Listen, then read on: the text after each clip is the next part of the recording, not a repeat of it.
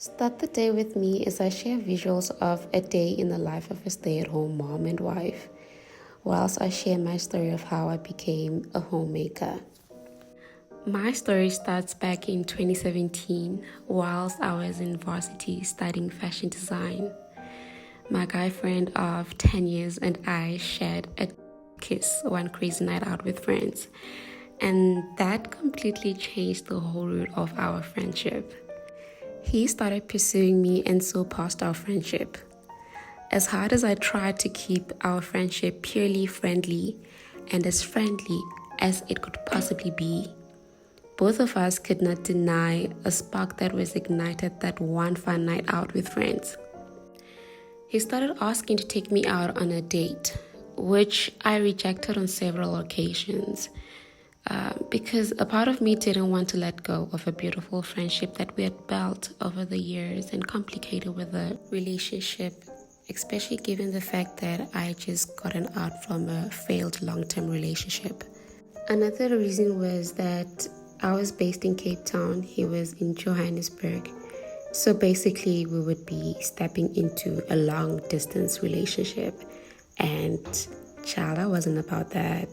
Anywho, my guy kept asking for just one date until I gave in.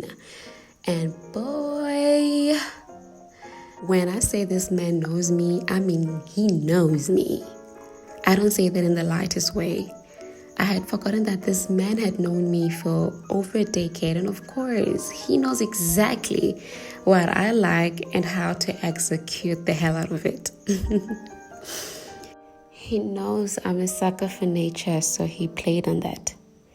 Took me to a romantic picnic by the river, candlelights, sparkling wine, fairy lights hanging on the trees, 4-course fine dining menu, sounds of the nearby running river as we danced and laughed the night away. I felt so at home. He was my home. In the most old-fashioned way, he asked me to be his girlfriend towards the end of the date. And with a calm and wholesome feeling in my tummy, I said yes. I was in cloud 9. I was in love. The following morning, I had to catch a flight back to Cape Town, and oh man, reality had checked in. I had started a long-distance relationship. So, over the course of the year, it became a back and forth travels in and out of Cape Town and Johannesburg. And we were so in love. So much that we lived across the country from one another, but the distance just felt so short. There's a saying in my native language that says, "Kulendo usinawo," meaning the furthest place is where there's no loved one. And that was the case with our situation. On my 26th birthday, he took me to this cute restaurant in Camps Bay, and in the presence of my friends, he got down on one knee and asked my hand in marriage, which I gladly accepted. Things seemed to move fast from there. A month later, he sent his uncles to knock at my homestead. Lobola was finalized within a year, just in time as I completed school and graduated. Also, in that same year, I immediately got a corporate job in a reputable company called, I'm not going to say the name of the company, but it was a fashion industry based company, and I started working the following year as the buyer's assistant while I planned my dream wedding. Over the course of our courtship journey, my fiancé had tried to get a job in the same city as I stayed in hopes to remedy the long distance, but nothing seemed to come through. So whilst I had started working and had begun wedding planning, it hit me like a ton of bricks that we would be in a long distance marriage, and that just didn't sit very well with me. And so, baby, we had to sit down, have some tough conversations, and make important decisions for our future. It all boiled down to me resigning a month before my wedding and officially relocating to Gauteng.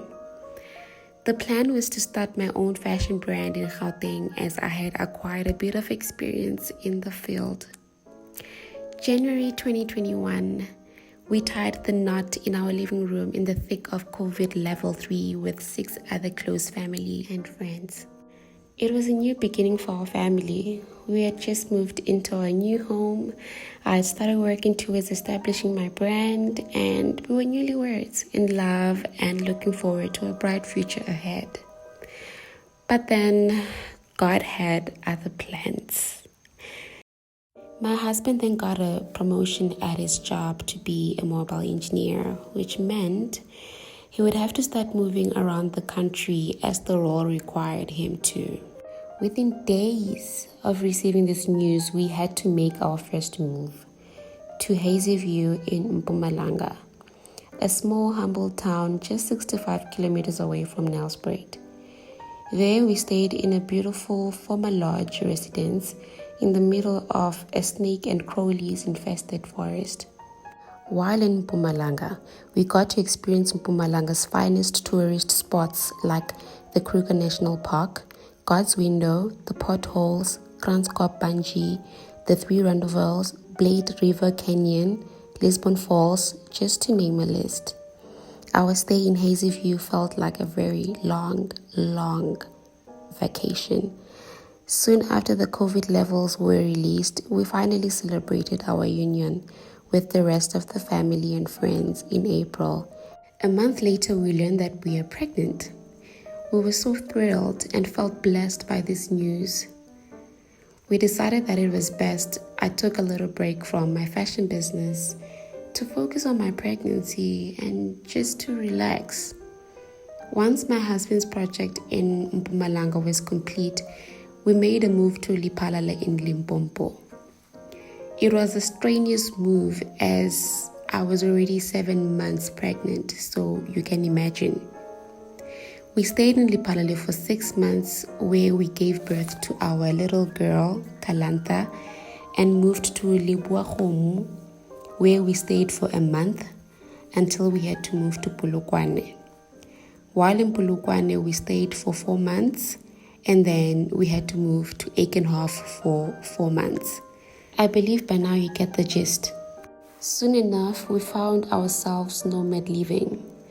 Nomads are people or a group of people who do not live in one place for too long. We live temporarily in locations. We had to adapt to this new way of living, which as a result, we had to rethink our entire family plan. The constant relocation made it so hard for me to fully be back and working on my fashion business. And I had realized a newfound passion of taking care of my daughter and homemaking. My husband and I ended up deciding it was best I take over fully of our homemaking duties and homeschooling duties, as it made sense for people like us who are constantly relocating. And so that's how I became a full-time stay-at-home mom and wife and homemaker. I've grown to love this position in my family. I feel so empowered in my femininity holistically. I'm a person who creates an environment or a space within my home that I am pleased to invite people in, whether that be my spouse, children, family members, or other people in my community. I've come to realize that currently my first ministry is in my home, creating a space or a haven for people to retreat to. I've chosen to be in the home wherever that may be, and I choose to embrace every space that cultivates and nurtures the people that are going out of it in this world. That is my husband and my children. So I choose to embrace a space that allows people to fellowship and communion.